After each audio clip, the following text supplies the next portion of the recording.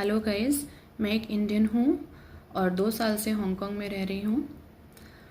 मैं अभी रिसेंटली एक कंट्रोवर्सी आई है प्रेमानंद जी महाराज और श्री अनिरुद्धाचार्य जी को लेकर।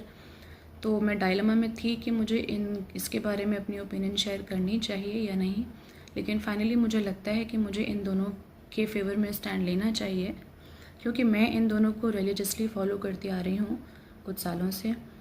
और जब भी मैं डिप्रेशन में होती हूँ या मैं स्ट्रेस में होती हूँ तो मुझे इनकी बातें सुनना अच्छा लगता है। दिल को और दिमाग को बहुत सुकून मिलता है।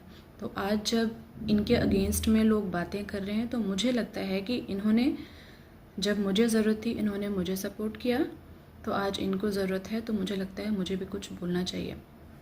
तो शुरुआत करते हैं प्रेमानंद जी महाराज से। अभी रिसेंटली कुछ महीनों पहले उन्होंने अपना स्टेटमेंट दिया था कि जो लड़कियां लिव इन में रहती हैं वो अच्छी बहू बनने के लायक नहीं होती हैं। अब मुझे नहीं पता वो किस लायक होती हैं, बन सकती हैं अच्छी बहू या नहीं, लेकिन हाँ मैं ये ज़रूर कहूँगी कि मैं तो स्ट्रांगली बिलीव करती हूँ कि हमें वन मैन वुमेन या वन वुमेन मैन होना चाहिए, और जहाँ तक पॉसिबल हो अपने कैरेक्टर को स्ट्रॉन्ग बना के ही रखना चाहिए। कैरेक्टर खो दिया, इज़्ज़त खो दी तो क्या बचाया। दूसरी चीज़, श्री अनिरुद्धाचार्य ने जो अपना स्टेटमेंट दिया था, उन्होंने ये कहा था कि, क्या कहा था, उन्होंने ये कहा था कि हाँ, लड़कियाँ कई जगह मुंह मार मार के आ रही हैं तो ये अच्छी बात नहीं है। तो इसमें क्या गलत है? आप बताओ, लिव इन में रहना क्या अच्छा है? मुझे तो नहीं लगता है कि हमारे इंडियन कल्चर में या हमारे शास्त्रों में लिव इन में रहने की बात को कभी भी कहा गया है। तो वो भी तो वही कह रहे हैं जो शास्त्रों में लिखा गया है। तो अपना हिंदुइज्म, अपने कल्चर को अगर वो प्रमोट कर रहे हैं और गलत को गलत कह रहे हैं तो क्या बुरा है?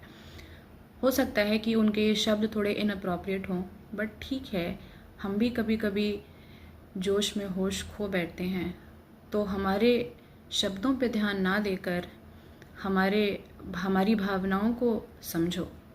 तो वो जो कहना चाह रहे हैं वो कुछ गलत नहीं है, और मैं इन दोनों को ही रिलीजियसली फॉलो करती आ रही हूँ। तो इतना तो मैं 100% कह सकती हूँ कि दोनों जेंडर्स के लिए ये कभी भी बायस्ड नहीं होते हैं, और दोनों को एक दूसरे के लिए रिस्पेक्टफुल रहना सिखाते हैं। हस्बैंड को वाइफ के लिए और वाइफ को हस्बैंड के लिए रिस्पेक्टफुल होना चाहिए। इन्होंने शुरू से यही बताया है, और जहाँ तक हो सके रिश्ते को निभाना चाहिए। 7 जन्म जो कस्में वादे निभाए हैं उनको पूरा करने के लिए कोशिश करनी चाहिए।